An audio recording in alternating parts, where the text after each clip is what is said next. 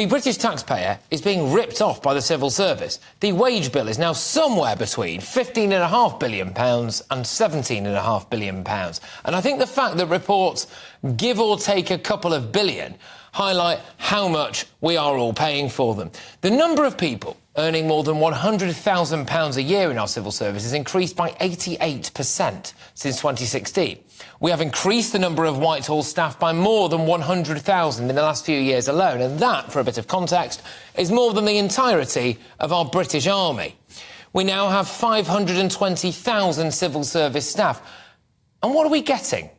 An aggressive work-from-home culture, the systematic stitch-up and ousting of democratically elected Conservatives trying to enforce government policy. One person nearly accidentally handed Gibraltar back to the Spanish, for goodness sake. Bizarrely, they're considering going on strike because they say that their pay isn't good enough. There was a time when more than 1 in 10 civil servants claimed they were suffering from long COVID. Jacob Rees-Mogg blamed civil servants for scaling back a bonfire of EU laws. Their own union had to come out and ask people to stop calling them lazy, inefficient snowflakes.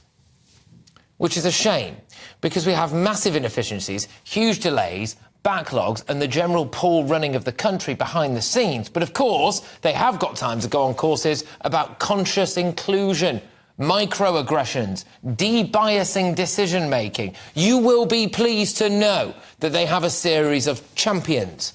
There is a race, faith and belief champion, a champion for age, carers and culture, a disability champion, an LGBTQ plus champion, a social mobility champion. Yeah, get in. Well, I think the taxpayer has a right to ask civil servants what they do all day, actually, and if the public are being ripped off by a bloated public sector. Unfortunately, civil servants didn't really feel the need, though, to talk to me a little bit earlier on when I stood outside a couple of different civil service hotspots and asked them if they were grossly overpaid, what they did for a living and whether or not they could justify their salaries.